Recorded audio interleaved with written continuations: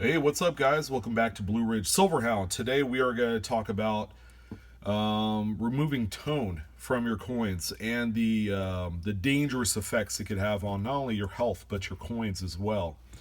So, a lot of you have probably seen this type of chemical cleaner before. It's called E-Zest. This is one of the ones that I use, and it's extremely toxic. It's very corrosive, eats through metal, and if you're not careful, can have adverse effects on your health as well. It has a really nasty smell to it, and it's almost like inhaling acid, which ironically, that's what it is. It is a sulfuric acid, but if you open it up, open up the contents, it looks almost like a bluish water in there. But if you drop, like, say, a coin inside the solution, you begin to see it bubble up a little bit as it's taking care of what it does, and that is removing tarnish tone off of things like sterling silverware, jewelry, coins, and so on. And as you can see, it's good for copper, gold, and silver. Extremely dangerous. You want to use this in a well ventilated area, but that's a different video on its own. Let's talk about the improper way of using the solution. Now, the stuff is so strong that if you left a coin dipped into the solution for anything more than about 30 seconds, you're actually etching the original surfaces of the coin from its original state. So here's a Morgan dollar, which is about an AU condition coin, but as you can see, as I tilt the coin, you could see the cartwheel effect of the luster present in the fields. All right, but also at the same time, I want to draw your attention to the amount of tone that's on the periphery of the coin, kind of a russet brown. It shows more on the reverse. This is one of those old jewelry box. It's been sitting on, because the jewelry boxes, the older ones had that kind of like velour material on the inside. And usually, my grandmother did it, and her previous generations did it. They would put coins and jewelry inside and leave it there for many years in a completely active environment when it comes to the type of chemicals and everything that permeates off the wood of the jewelry box and from the velour surface. Yeah, that stuff was not acid free. So with that being said, you either had one to two different results. Okay, you had something that had a lot of beautiful, colorful toning, depending on the type of environment it sat in, or you had some of the ugly brown tone, which on the scale of toning, it's on the terminal side, which means it does more harm than good. Harm being the value. Brown unsightly type toning is unattractive in the secondary market. So people will take coins like this and they will attempt to use the E-Zest solution to strip away all of the old toning. Okay, now once a coin becomes that brown and terminal, it's hard to get all of the toning off of a coin. All right, so here's a 1958 dollar. Okay, and I picked up a number of these over the weekend to help illustrate a point, because the dealer he's one of those guys that's very forthcoming. He said, yeah, I dipped all these coins. There were a few coins that I overdipped and kept them in the solution for way too long. And he actually uses the same stuff as I do, the E-Zest.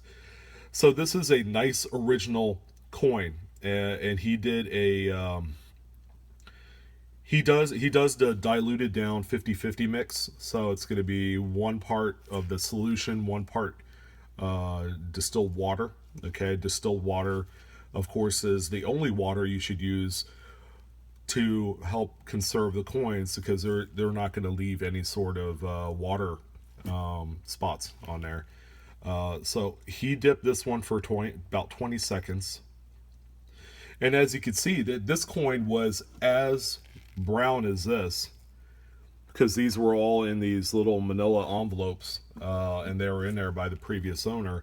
But as you can see, a lot of the tone is still present in certain areas, and he said he would not feel comfortable re-dipping this one again. And I agree. The coin looks every bit as mint as what you would expect, of a coin of this type during the year of release. So this coin is extremely attractive. Okay, the good news is that even in this condition, they're available for melt, which I picked these up for about 12 bucks a piece. So here's an example of a coin that he over dipped by a minute and a half. And as you can tell, the surface looks dramatically different compared to the previous example where you had a lot of that cartwheel luster. On this other example, as you can see, there is absolutely nearly zero luster evident, but maybe the most peripheral or right around the dentals of the coin on the edge. Aside from that, man, the original surfaces have indefinitely been stripped. And if it wasn't for the fact that this is mostly a bullion type investment piece, I would say all extraneous value has been eliminated by the mere fact that this has been, see, even the edge is still brown. So, and then on the reverse, it looks just downright crappy. It's horrible. And you still had a lot of the original toning. This one looked like it was probably a lot darker. It makes the coin look very circulated. And from an attraction standpoint, I wouldn't cross the street to buy this coin. Honestly, I mean, I bought it, but if it's like, if it was at a pawn shop and they were asking, a little bit of a premium, I wouldn't touch it. Not in this world. These are 80% silver, so they're an attractive coin. But when you over dip them, yeah, that's the result. You get one that's lifeless and drab, and you got the other coin that that's exactly the way it's supposed to look. Yeah, so if you guys do dipping, you got to know how potent your solution is, and you need to practice. If you haven't done it before, practice on coins that you don't care about, and you'll do no wrong. So value wise, if you had, let's say, a much older coin from like the 1800s, silver for example, I would never use this stuff, by the way, to dip copper, any copper coins. It would kill the value indefinitely. It doesn't do anything because of the nature of copper.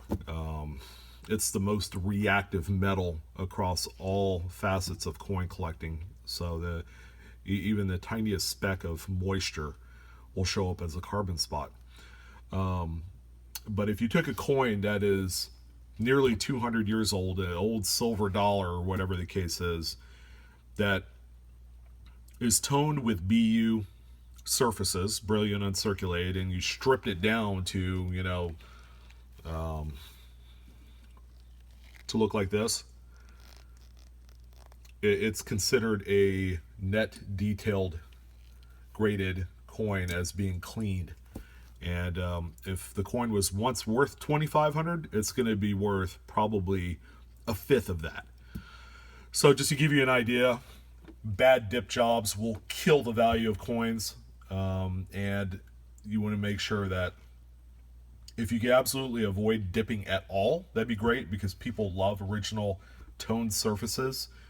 So I wanted to share this video with you this morning. Thank you for joining, as always. Long-winded, long explanation, but I figure you guys needed to know a little bit about this if you haven't done it before.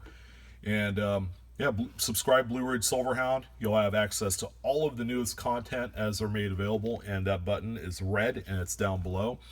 And I also have products for sale if you need books, supplies, that sort of thing. They're available through Amazon through my links down here, and they're all inexpensive. Well, maybe except the USB microscope, but yeah, that's not. I have a separate video for that. But you guys have a wonderful rest of your day, and I'll talk to you guys soon, and I'll see you.